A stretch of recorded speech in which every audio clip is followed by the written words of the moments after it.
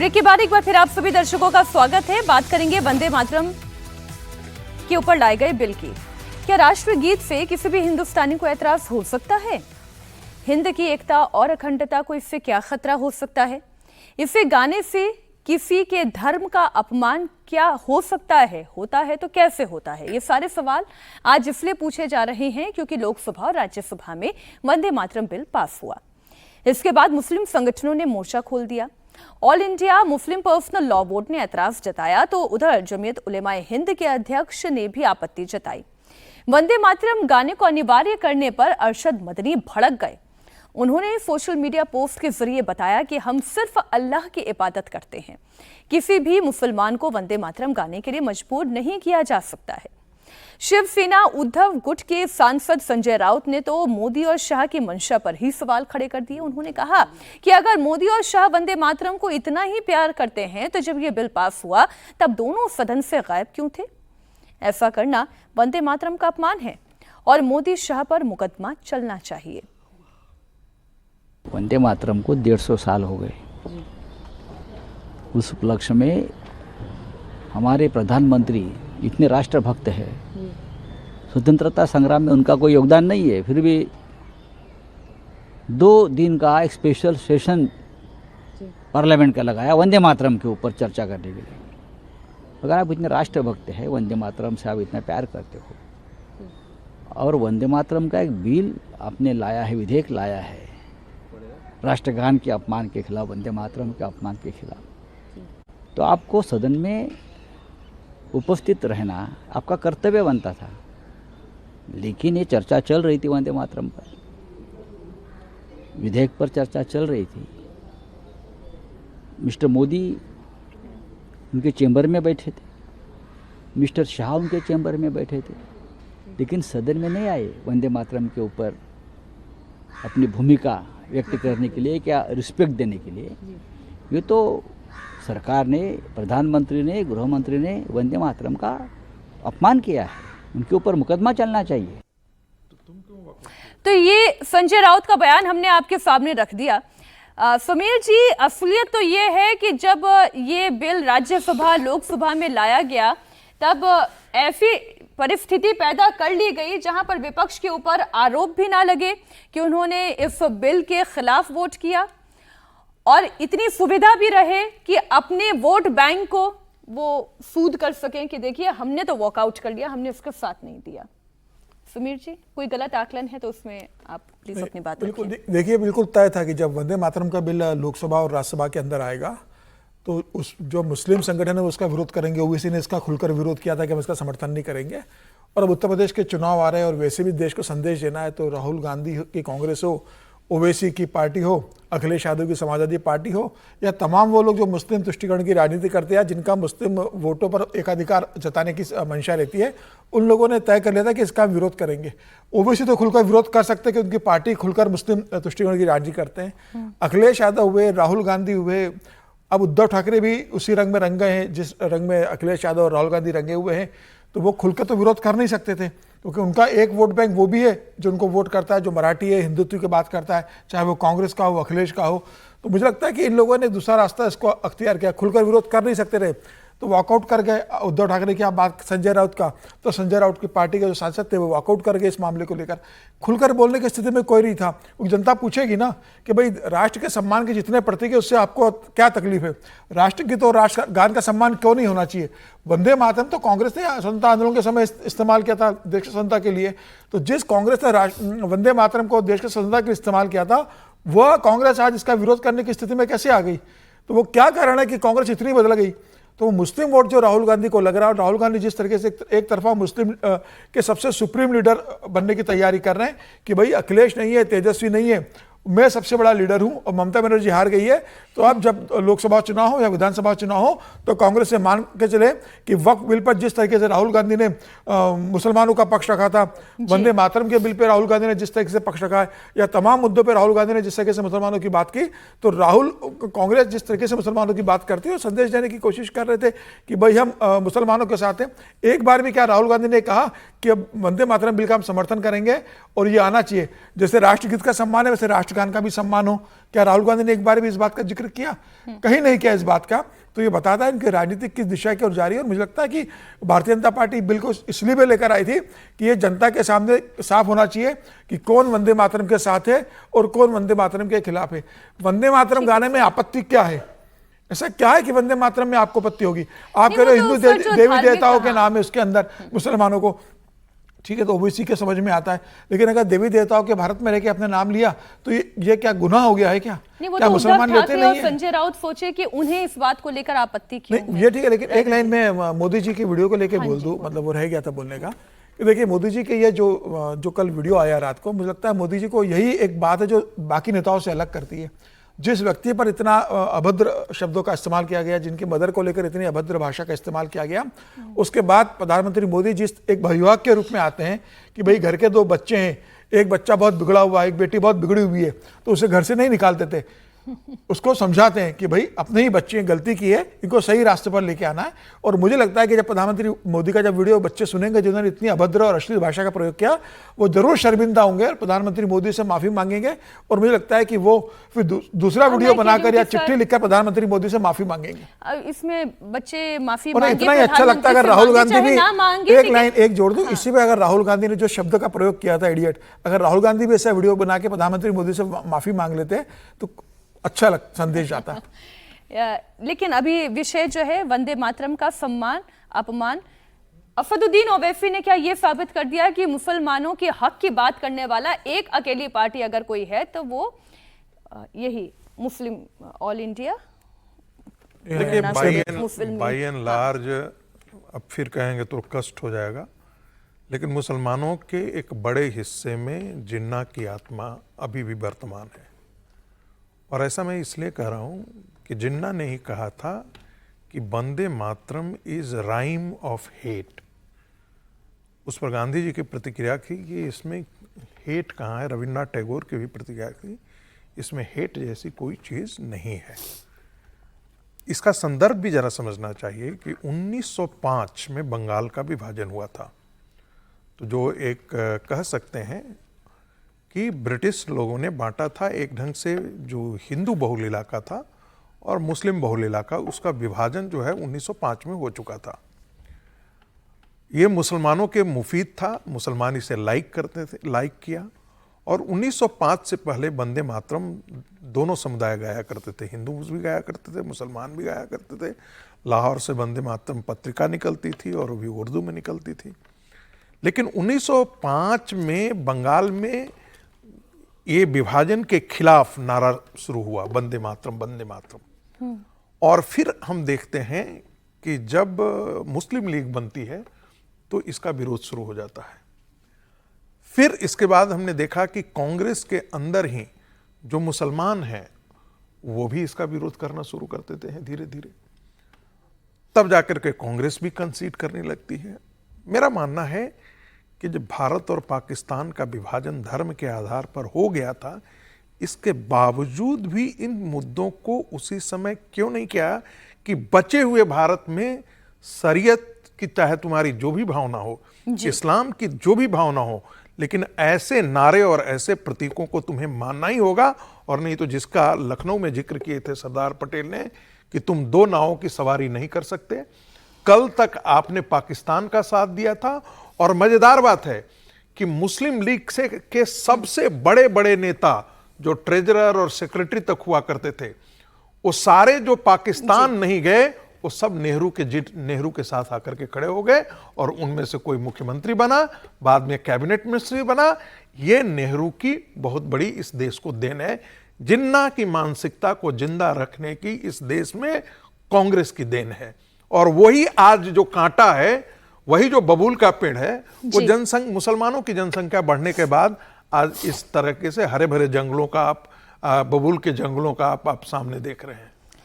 एक और खबर, जंतर मंतर के प्रोटेस्ट के बाद जो विपक्ष के पास सबसे बड़ा मुद्दा है, एक मुद्दा तो ये भी है वंदे मातरम का, लेकिन ये मूलतः मुद्दा आप देखेंगे वो असदुद्दीन ओवैसी का मुद्दा है और मुस्लिम संगठनों का मुद्दा है। लेकिन जो चढ़ावा चोरी का मुद्दा है वो समाजवादी पार्टी का और कांग्रेस पार्टी का मुद्दा है। चढ़ावा चोरी का ट्रैक विपक्ष को संजीवनी की तरह दिखाई दे रहा है। 2029 लोकसभा चुनाव में तो अभी काफी वक्त है। ऐसे में विपक्ष और खास तौर पर अखिलेश यादव इस ट्रैक को उत्तर प्रदेश में ले जाना चाहते हैं। अगले साल यूपी में चुनाव है और अखिलेश यादव ने 24 के बाद से ही अपने आप को बदला है। सनातन के हर पर्व पर बधाई के मैसेज देना, हिंदू कैलेंडर के ज्येष्ठ महीने में सभी बड़े मंगलवार पर हनुमान जी की तस्वीर पोस्ट करना, लोगों को अपने हाथों से भंडारा खिलाना, ब्राह्मण सम्मेलन करना, इटावा में केदारेश्वर महादेव धाम मंदिर के भव्य निर्माण की कमान खुद हाथ में संभालना, सावन शुरू होने से पहले पहले शिव भक्तों को बधाई संदेश देना, ये सब बताने के लिए काफी है कि अखिलेश यादव सनातनी वोट पाने के लिए सारे पैंतरे आजमा रहे हैं। राम मंदिर में चढ़ावा चोरी का मुद्दा पहले दिन से अखिलेश यादव लीड कर रहे हैं।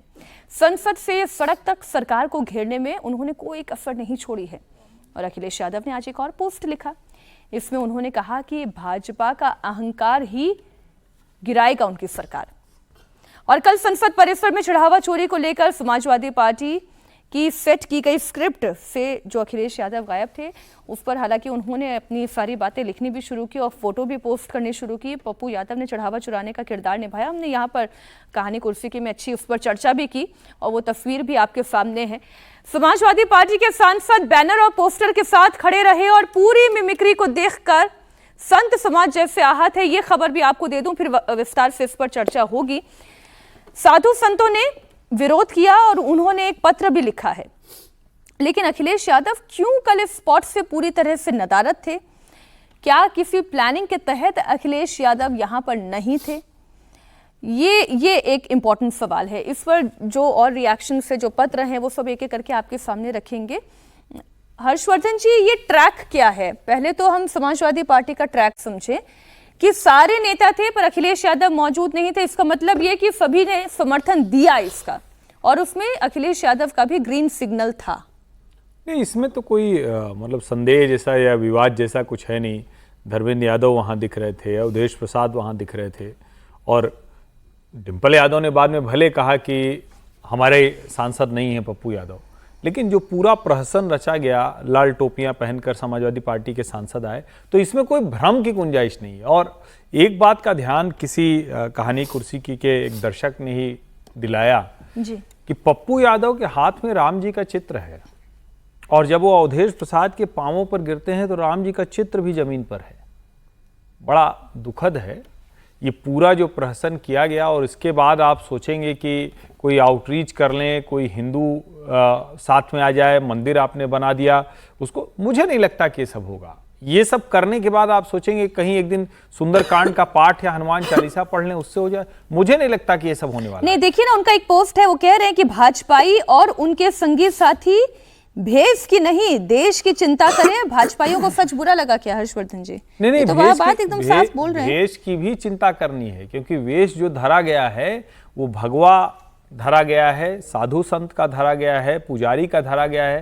भाई इनमें से कोई भी शामिल नहीं था वहां, न तो कोई पुजारी शामिल था, न कोई भगवा वेशधारी साधु संत शामिल था। तो फिर आपने क्यों ये किया? और जिस तरह से इसका प्रहसन किया गया है, मैं फिर कह रहा हूं, ये चीजें सामान्य तौर पर नहीं समझ में आती हैं, लेकिन इसको जब ये वीडियोज लोग देख रहे होंगे तो आप उनकी मनोदशा समझिए। क्या चढ़ावा चोरी पर लोग नाराज नहीं थे? खूब जमकर नाराज थे। योगी आदित्यनाथ ने कहा कि हम कार्रवाई करेंगे, कोई बचेगा नहीं, लोगों को उन पर भरोसा होता है। लेकिन जब इस तरह की चीजें आती हैं तो जो गुस्सा उनका उस वक्त चढ़ावा चोरी पर था, वो गुस्सा डाइवर्ट होकर इधर नहीं आएगा, इधर घूमकर नहीं आएगा, ऐसा मुझे नहीं लगता। मुझे लगता है बिल्कुल ये नाराजगी झेलनी पड़ेगी और चाहे जो कर लें, लेकिन इधर से उनको बहुत कोई लाभ नहीं होने वाला है सिवाय नुकसान के। कम से कम इस घटना ने तो नुकसान ही दिया है। कल बहुत से लोगों का कहना यह भी था विजय जी कि अच्छी खासी जो नीति थी वो विपक्ष की चल रही थी, जेनजी का आंदोलन चल रहा था, फिर समाजवादी पार्टी ने ये ट्रैक 2 बहुत अच्छे से पकड़ लिया था, लेकिन कल की इस पिक्चर ने उन्होंने कुल्हाड़ी पर खुद अपना पांव दे मारा। देखिए, कुल मिलाकर मकसद क्या है उनका मकसद है कि इसको हैमर किया जाए, इस इशू को। जब तक खासतौर से अखिलेश जी का जितने मुझे जानकारी है कि वो बहुत इंटरेस्टेड नहीं थे नीट वाले आंदोलन में, लेकिन फिर दोनों ने मिलकर बात की कि भाई थोड़ा दिन आप कीजिए, थोड़ा दिन हम करते हैं। तो नीट पर राहुल जी लगे रहे और अब ये चढ़ावा चोरी पर अखिलेश जी ने किया है और उनका पर्पज़ ये है।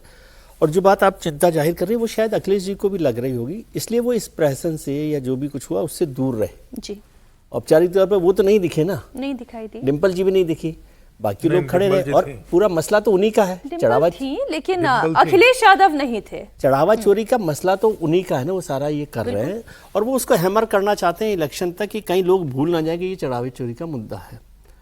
अब वो इसको कहें कि पप्पू यादव ने जो किया, और पप्पू यादव इंपॉर्टेंट नहीं है, वो तो जो लोग उसमें लगे वो उनका है कि नहीं, उससे मैं क्या वो इसलिए सर आपसे इसलिए समझना चाह रही हूँ कि ये अखिलेश यादव का दूर रहना क्या टैक्टिकल था, उन्होंने समझदारी दिखाते हुए खुद अपने आप को दूर किया। मुझे ऐसा लगता है, इलेक्शन, बाकी तो क्या उन्होंने किया वो हाँ जानते ये तो होंगे। वही जाने, हम तो केवल विश्लेषण कर सकते हैं। अखिलेश यादव जिस हिंदुत्व की पिच पर इस वक्त खेल रहे हैं, जितने भी वो बड़े काम मैंने बताया कि वो चाहे मंदिर बनवाने का हो, चाहे हनुमान जी की फोटो पोस्ट करना हो, रामचरितमानस की कोई चौपाई पोस्ट करनी हो, तो ये जो जिस ट्रैक पर वो चल रहे हैं, इस तरीके की तस्वीर क्या कोई सेटबैक देती है? नहीं, बहुत कोई सेटबैक नहीं देती, मैं ये कह रहा हूँ। और वो हिंदुत्व की पिच पे नहीं चल रहे, वो एंटी हिंदुत्व की पिच से बचना चाहते हैं।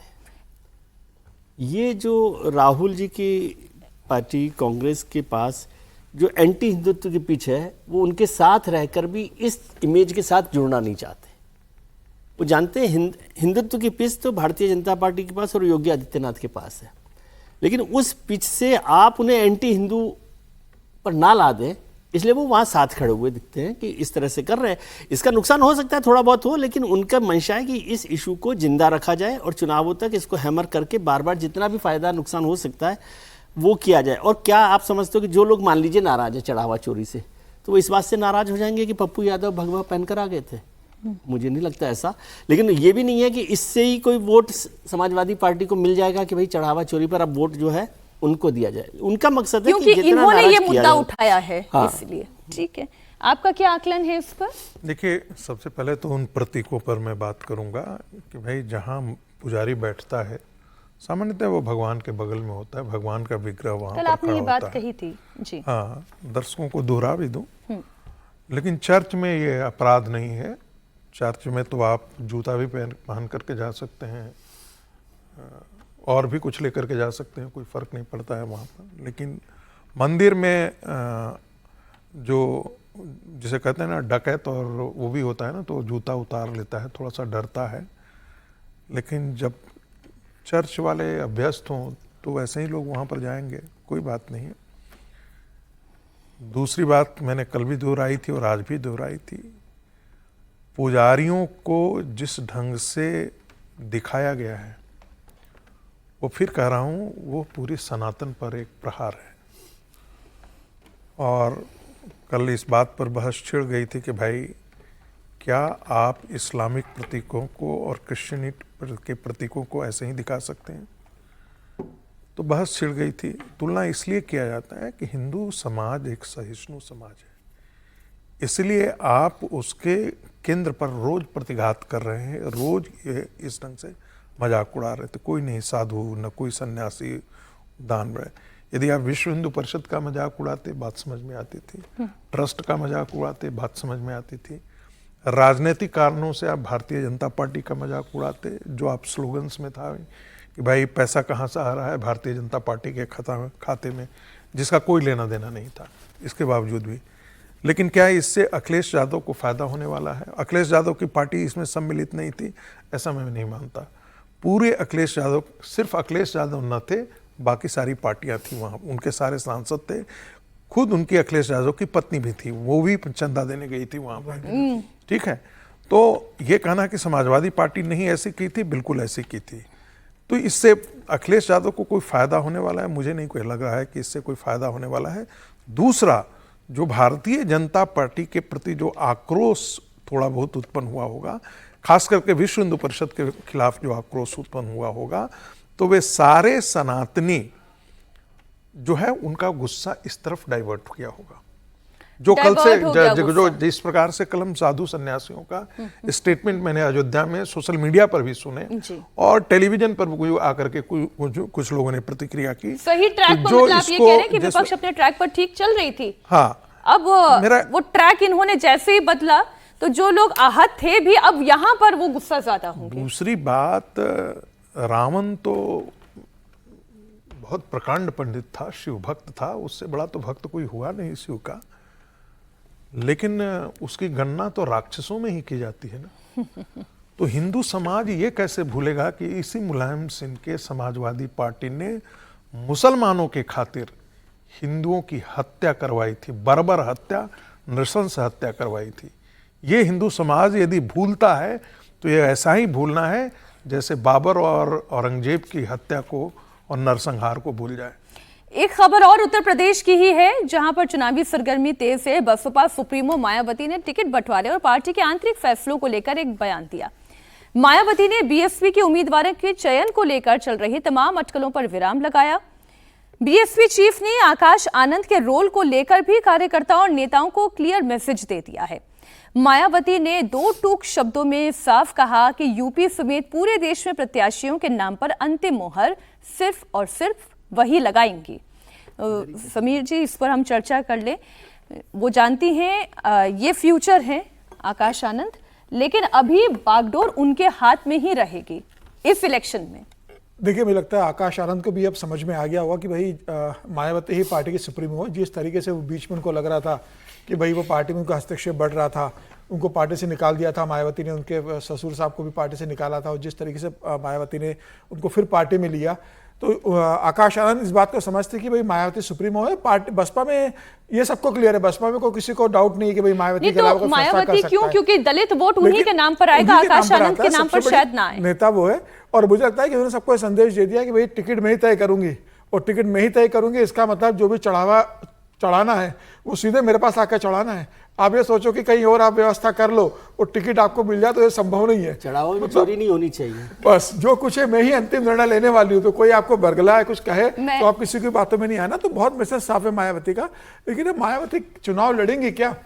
क्या स्थिति है मायावती के उत्तर प्रदेश के अंदर? आप जो मान के चल रहे हो कि इनका क्या संगठन है, आप रैली कर नहीं रहे हो, आप पार्टी की बैठक कर नहीं रहे हो, कहीं आपका संगठन नहीं बचा, आपका सारा वोट बैंक समाजवादी पार्टी और भारतीय जनता पार्टी के अंदर बढ़ गया। लेकिन जाटव वोट बैंक तो अभी भी उनके पास है। वोट अभी भी इंटैक्ट है। नहीं, वोट आपका 9 से 10%, 11% का वोट जाटो वोट से आप क्या कर लोगे? एक विधायक है आपके पास, एक लोकसभा सांसद नहीं आपके पास है, खुद आप चुनाव लड़ेंगे लोकसभा का। एक विधायक है, वो भी आपका कहा जाता है कि भाई वो योगी जी का सबसे करीबी, योगी जी कहते हैं वो करते हैं। तो आप ऐसी स्थिति के अंदर आप क्या चुनाव लड़ने के लिए जाओगे? अभी तक क्या मायावती ने लगा कि जमीन स्तर पर काम कर रही है? क्या मायावती ने भारतीय जनता पार्टी या मोदी जी के ऊपर कोई हमला बोला? क्या योगी जी पे बोला? क्या अखिलेश यादव को जरूर बोलती रहती कांग्रेस को? अब ये भली बात है कि कांग्रेस कोशिश कर रही होगी कि वही मायावती के साथ गठबंधन हो जाए, ओवैसी कोशिश कर रहे हैं कि मायावती के साथ गठबंधन हो जाए। मायावती से ज्यादा काम तो मुझे लगता है कि चंद्रशेखर आजाद कर रहे, जो नगीना से सांसद है, वो फील्ड पर लगातार एक्टिव है। सांसद खुद अपने नगीना से वो जीत चुके हैं। तो मुझे लग रहा है कि अब वो मायावती का रिप्लेसमेंट अपने आप को देख रहे हैं, और युवाओं को भी लग रहा हो कि भाई मायावती तो महल से निकलती नहीं है, कम से कम ये जमीनी स्तर पर संघर्ष तो करते हैं। तो मुझे लग रहा है कि मायावती अप्रासंगिक है, कोई बहुत बड़ा उनकी कोई भूमिका नहीं है। 8-10% का वोट बैंक वो बचा लेगी अपने लिए, ये उनकी उपलब्धि होगी। इससे ज्यादा मुझे सर, आपके वन लाइनर के बिना ब्रेक पर चली जाऊंगी तो गलत हो जाएगा। तो ये दलित वोट की ये जो माया है, वो अब वैसे कुछ उसकी भूमिका रह नहीं गई है जैसा समीर जी का आकलन है। लेकिन अगर अब वो नेतृत्व नहीं तैयार करेंगे, फिर क्या रहेगा पार्टी का? समीर जी जो आकलन कर रहे हैं वो बिल्कुल ठीक है, लेकिन मुझे समझ नहीं आया, आप मायावती जी की बात कर रहे हैं, बीजेपी के बिना कर रहे हैं। जिसको तय करना उस पर बात कीजिए ना। तो अभी मायावती जी ही तय करेंगी, ये आप कहना चाह रहे हैं? मायावती जी नहीं तय करेंगी, बीजेपी तय करेगी मायावती जी को क्या करना है। ये व्यंग कितना खतरनाक कर रहे हैं कि मायावती वही करेंगी जो बीजेपी कहेगी। सर ऐसा नहीं है। आप बिना बीजेपी के मायावती जी पे पूरी चर्चा कर रहे हो।